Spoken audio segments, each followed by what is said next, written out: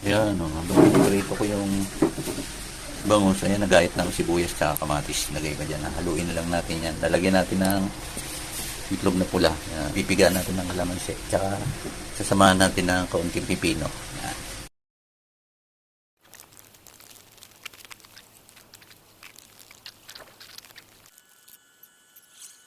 Yun, ready na ang ating katuray.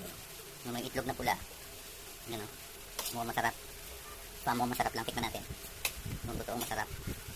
Tignan natin. Itlog. Itlog. Katuray. Itlog, katuray at kamatis. Yan. Unang tikim. Unang tikim. Ay, tulog pa. Tulog pa. Yan. Unang tikim.